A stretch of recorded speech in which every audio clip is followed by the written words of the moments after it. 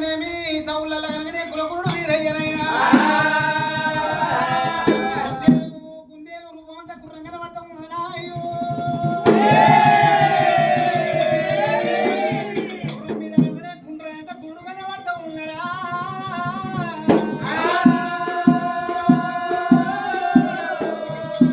కనుకనేమి కుందేలంతా కనబడతా ఉన్నది గురుడు కనుకనే గుండ్రం ఎంత ఎప్పుడైతే కనబడ్డావు కామరాజుకైనా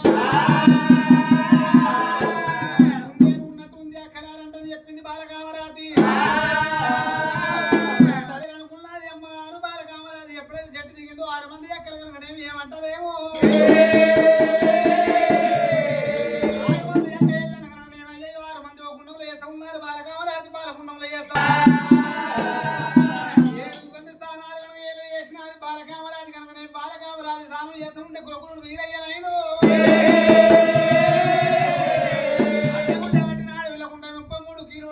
మేలుల శిఖరాలు కల్లవారు చూడాలి అన్నాడు మా అక్క రేణుకాదేవి ఎల్లమ్మ చెప్పిందంట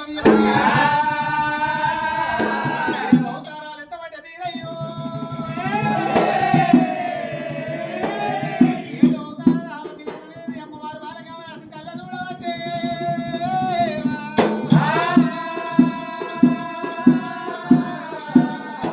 ఎప్పుడైతే స్నానం చేసిన గడ్డ మీదకి ఎక్కింది అయ్యో బాబా వీరయ్య వెళ్ళిపోతారంటని చెప్పింది కామరాజు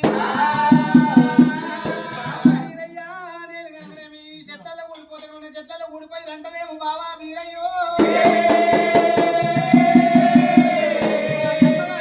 సొమ్ములు సంబంధాలు అన్నీ ఉన్నాయి బాబా వీరయ్య తీసుకొని వచ్చినాక నీతోటి కలిసి మెలిసి ఉంటాను చెప్పింది చెప్పినది బాలకామరాజు కనుకనేమి 7 గంట మొగోని ఏకల పుట్టోలు చేసినాడు కామరాజు బెల్లం పెట్టి నాది మోచేత నాకించి ఎవరా బయట వాడు నాది కామరాజు